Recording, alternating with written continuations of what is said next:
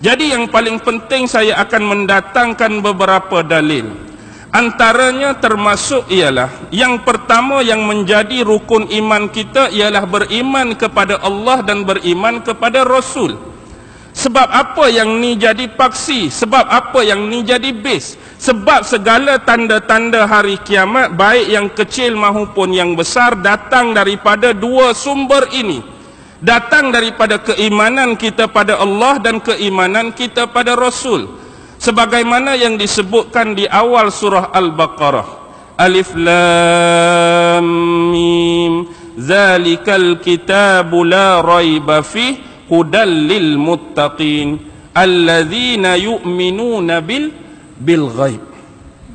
Zalikal kitab, itulah kitab yang dinamakan sebagai Al-Quran, yang tidak ada sedikit pun keraguan padanya, yang dia ni dapat memberikan hidayah dan petunjuk bagi orang-orang yang bertakwa. Apa tagline orang yang bertakwa?